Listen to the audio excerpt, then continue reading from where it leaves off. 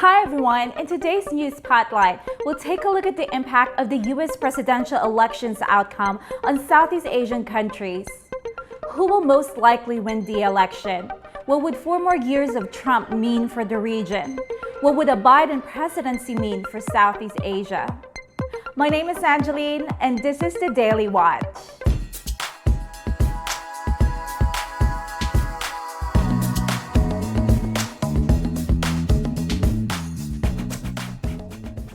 Some 240 million American voters are expected to vote in this year's U.S. presidential election set on November 3rd, and its outcome will have a profound impact on the millions of people living in Southeast Asia.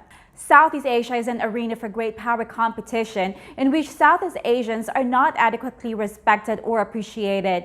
US-China competition has deepened this trend in recent years as Southeast Asian countries are being asked to choose sides. This is taking place when there is a decline of US power in the region, both in terms of influence among traditional allies such as Thailand and the Philippines, as well as among publics, and where China's increasing dominance is made abundantly clear in countries like Cambodia and Laos. Despite the Pentagon calling the Indo-Pacific the single most consequential region for America's future, Trump's free and open Indo-Pacific policy has translated almost exclusively into across-the-board strategic competition with China. The U.S. has missed key opportunities to promote its broader interests in the region, sustainable development, good governance, and have taken a backseat to concerns about Beijing. Who will win the U.S. presidential election? CNBC asked 30 strategists a series of questions about the U.S. election, and the Asia-based investors were sharply divided on the central political question. 12 analysts predicted a victory for former Vice President Joe Biden, 11 predicted a contested election, and 7 picked Trump to win.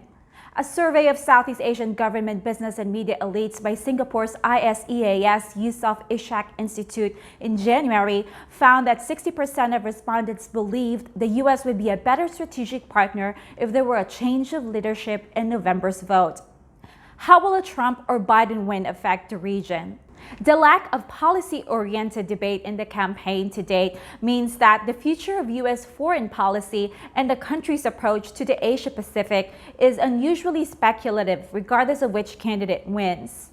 Over the past 4 years, Southeast Asian leaders have adjusted to Trump's mercurial style of leadership. Compared with the Obama administration, Trump has paid little attention to ASEAN. He has had very few bilateral meetings with Southeast Asian heads of government. In fact, over the last 11 months, Trump didn't meet a single leader from Southeast Asia.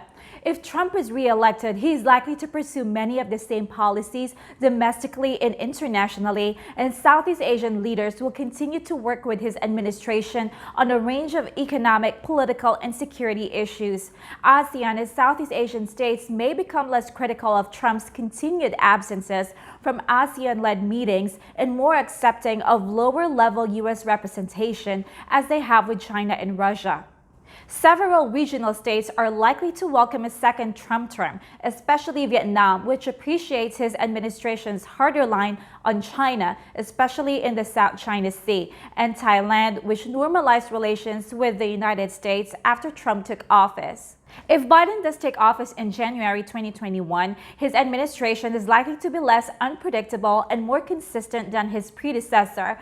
However, foreign policy thinkers are under no illusions that the immense baggage accompanying U.S.-China tensions will disappear immediately. Under Biden, U.S. foreign policy will not snap back to that of the Obama era, though his administration may place a greater emphasis on strengthening America's relations with allies and international organizations which have frayed under Trump. The future trajectory of U.S.-China relations under either Trump or Biden will greatly influence Southeast Asia's security environment. Whichever candidate wins, Southeast Asian countries will find themselves at the center of intensifying U.S.-China rivalry, especially over the South China Sea, where tensions will remain high or worsen. Overall, there is a need to rethink America's policy and priorities in the region. At the core is a need to respect and appreciate Southeast Asia and to meaningfully engage with the region. Strong ties with Southeast Asia are valuable in and of themselves, as the region is larger than Europe and has some of the most dynamic economies and societies in the world. That's it for today. If you liked today's video or learned anything new, press the like button. Subscribe and ring the bell to get the latest news from the Daily Watch. See you next time.